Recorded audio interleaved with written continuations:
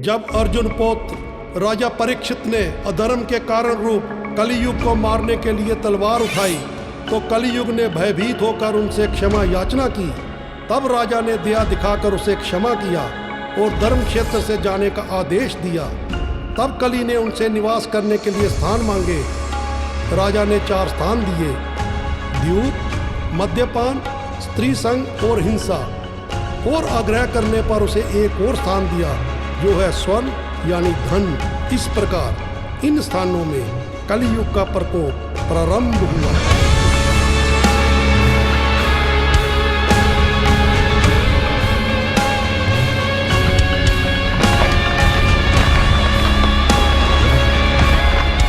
कलियुग बहुत भयंकर युग है। ऐसे भयंकर काल में जब धर्म और आचार लुप्त हो जाएगा, मनुष्यों के उद्धार का मार्ग क्या होगा आचार्य? कलियुग में प्राणियों के उद्धार का मार्ग है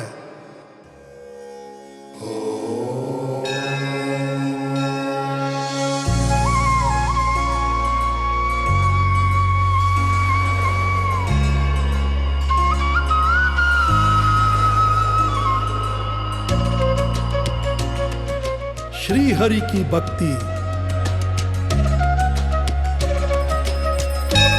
एक बार भी श्री कृष्ण को प्रणाम करने वाला मनुष्य पुनः माता की स्तनों का दूध नहीं पीता, उसका दूसरा जन्म नहीं होता।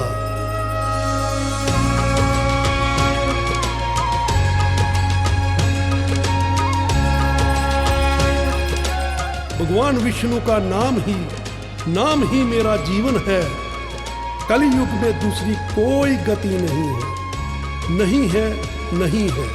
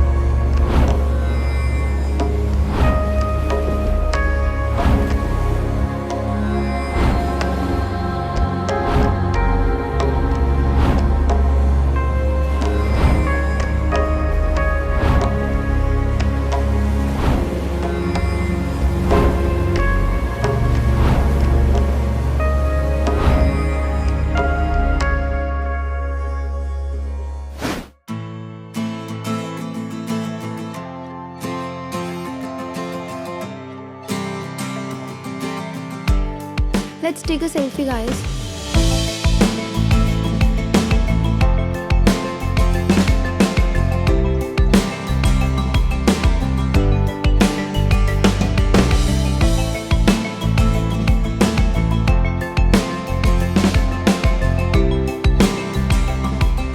Selfie ले।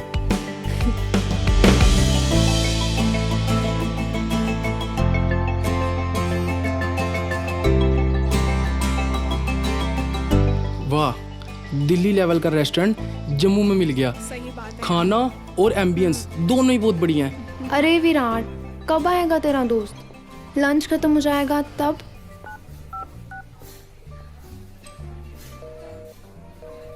डोंट नो, आता ही होगा।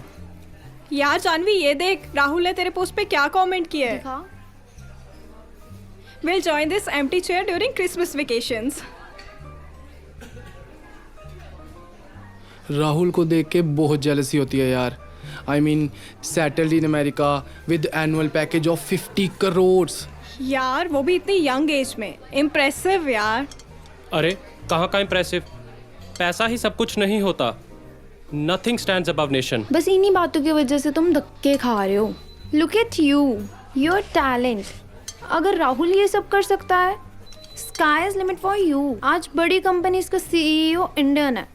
Doesn't it glorify India? बाहर इंटर्नशिप करके एक चीज़ तो समझ आ गई कि मनी और लाइफस्टाइल एक तरफ, लेकिन इंडिया में जो मेंटल पीस और शांति है वो और कहीं नहीं है।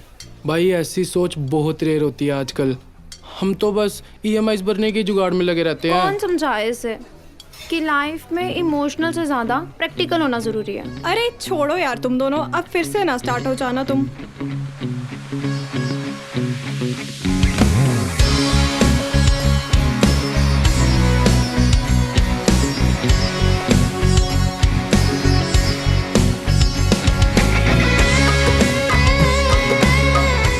अर्जुन,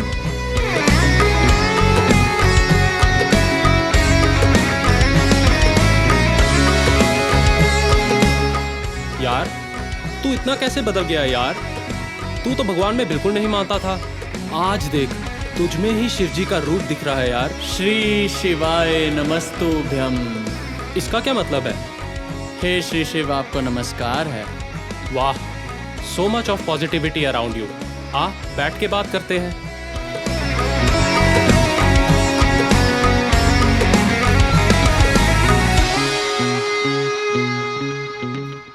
अर्जुन, ले भाई कुछ खा ले। मैं ये सब नहीं खा सकता। क्यों? रुद्राक्ष धारण के कुछ नियम हैं। मैं लहसुन, प्याज, हींग, गाजर, मूली वगैरह नहीं खा सकता।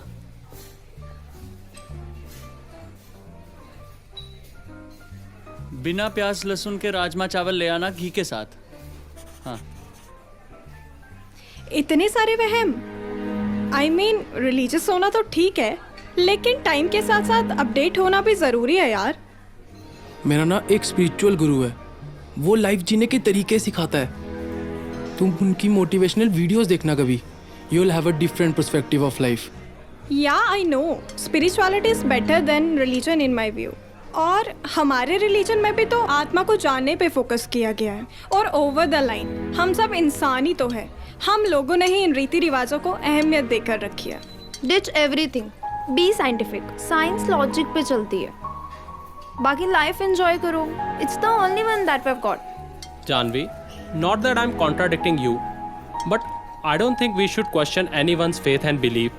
I mean, इंडिया का कॉन्स्टिट्यूशन भी हर पर्सन को अलाउ करता है to practise any religion, keeping in mind other person's rights. You are right, but मैं किसी को हर्ट नहीं करना चाहती। I am just sharing my philosophy. I mean it's just an intellectually healthy discussion. Arjun, अगर तुम ऑफेंड हो रहे हो तो you can let us know. बिल्कुल नहीं, प्लीज कैरी।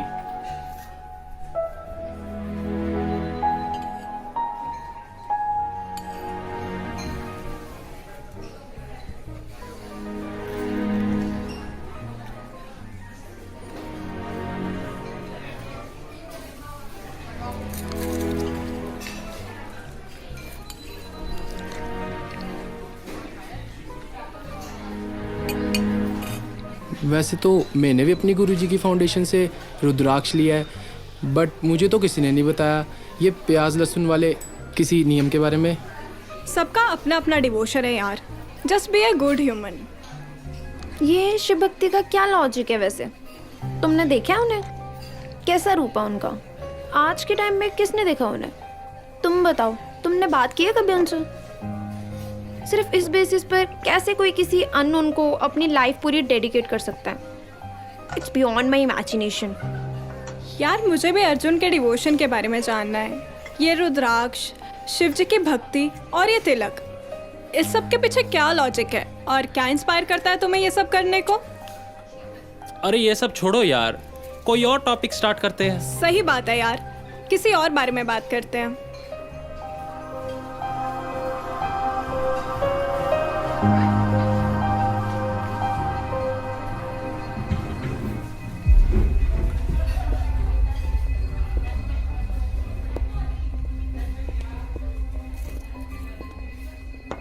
करता करे ना कर सके,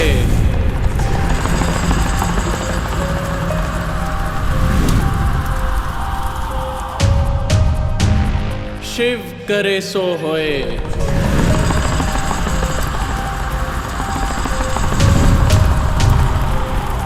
तीन लोक नौ खंड में महाकाल से बड़ा न कोई।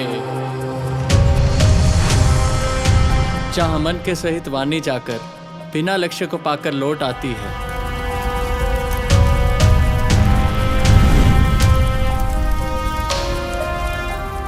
जिस आनंद को पाकर विद्वान पुरुष किसी से डरता नहीं है, वो शाम सदाशिव भक्तों पर कृपा करने के लिए रूप धारण करते हैं।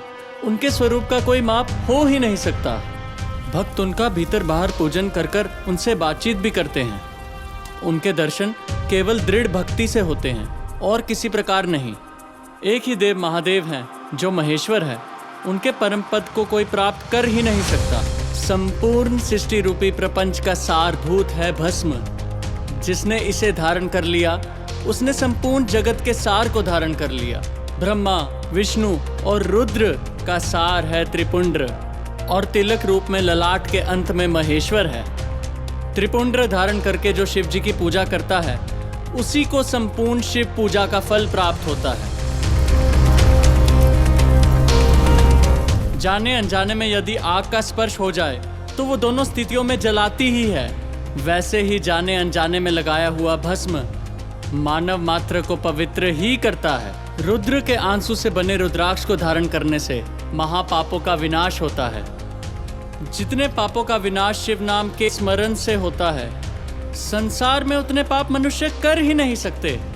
शिव नाम, भस्म और रुद्राक्ष ये तीनों अत्यंत पुण्य को देने वाले हैं, अतः इन्हें त्रिवेणी के समान फल देने वाला कहा है। शिव के नाम को गंगा, विभूति को यमुना और रुद्राक्ष को सरस्वती कहा गया है।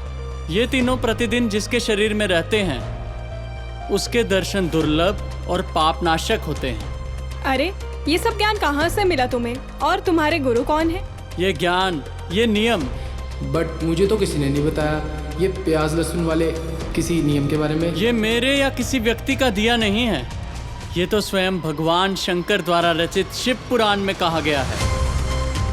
पुराण भगवान की वाणी है, इसे असत्य या अन्यथा नहीं समझना चाहिए। ऐसा लग रहा है जैसे हम लोग ना अपनी बिजी लाइफ में इतने खो गए हैं कि अपना ही कल्चर भूल गए हैं। इससे और जानने का मन कर रहा है। वैसे ये सब ज्ञान कहाँ से मिल सकता है हमें?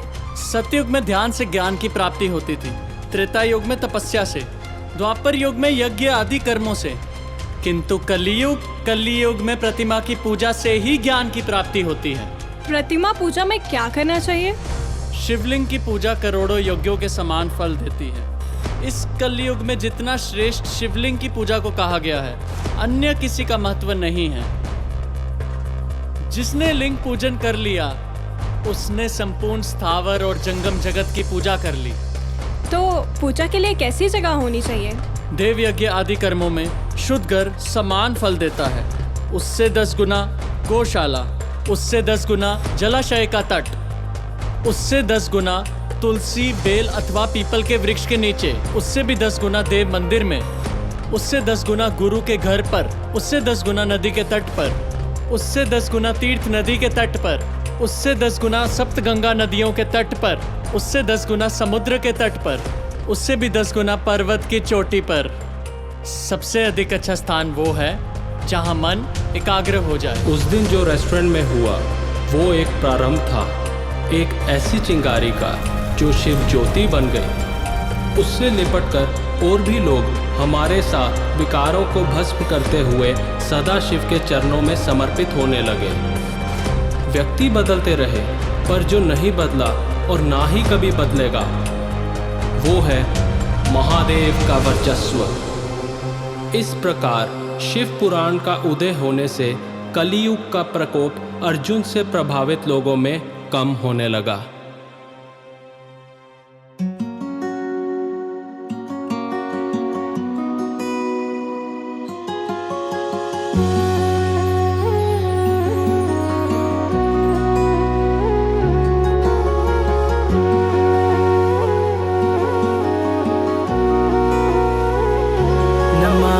शंभुं पुरुषं पुराणं नमामि सर्वज्ञं पार्भावं नमामि रुद्रं प्रभुमक्षयं तं नमामि शर्वं शिरसा नमामि नमामि देवं परं व्ययं तं उमापतिं लोकगुरुं नमामि नमामि दारिद्र्यविदारणं तं नमामि रोगापहरं नमामि नमामि कल्याणं चिन्तरूपं नमामि विश्वोदबीजरूपं नमामि विश्वस्थितिकारणं तं नमामि संहारकरं नमामि नमामि गौरीप्रियं व्ययं तं नमामि नित्यं शरणमक्षरं तं नमामि चिद्रूपं न्यभावं त्रिलोचनं तं शिरसा नमामि।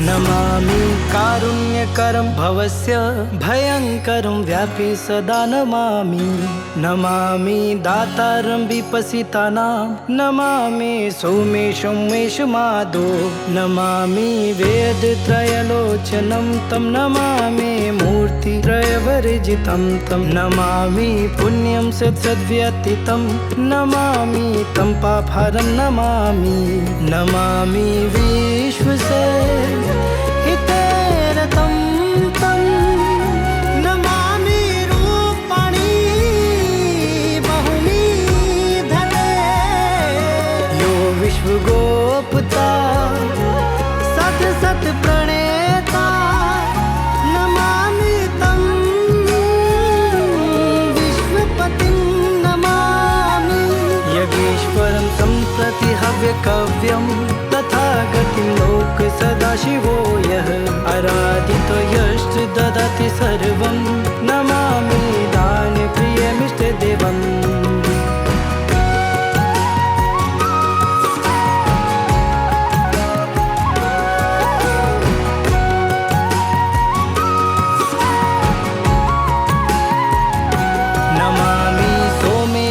स्वतन्त्रम् उमापतिं तं विजयं नमामि नमामि विघ्नेश्वर नन्दिनाथं पुत्रप्रियं तं शीर्षा नमामि नमामि देवं भवदुःखशोक विनाशनं चन्द्रधरं नमामि नमामि गङ्गाधरमीशमीडयम् उमाधवं देववरं नमामि नमामि जातिस्फुरन्धरादि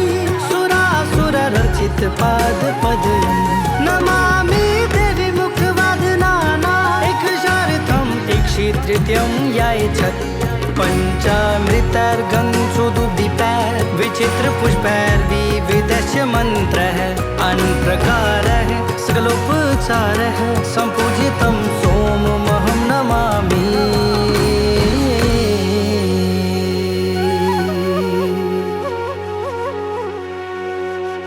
इति श्री ब्रह्म महापुराणे शंभु स्तुतिः संपूर्णा। वाह भाई वाह, ऐसी दिव्य पूजा, ऐसा दिव्य श्रृंगार मैंने पहले कभी नहीं देखा। आप सब जवान बच्चे इस मार्ग पर कैसे चले? वाह भाई वाह। अंकल, हम सब पहले नास्तिक थे, भटके हुए थे। शिव जी ने अपना हाथ डालकर हमें दुख रूपी सागर से सुख रूपी नौका पर डाला है। शिव जी की ऐसी कृपा बहुत दुर्लभ है।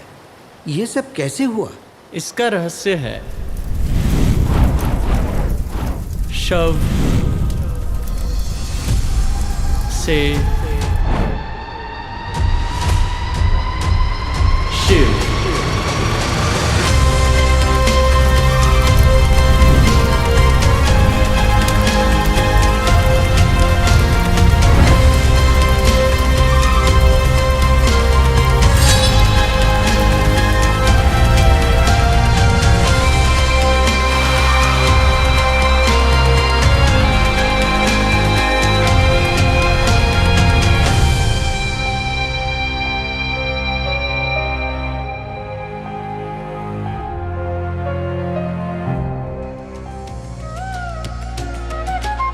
जो लोग प्रतिदिन हरे केशव, गोविंद, जगन्मय, वासुदेव इस प्रकार कीर्तन करते हैं, उन्हें कलियुग बाधा नहीं पहुंचाता।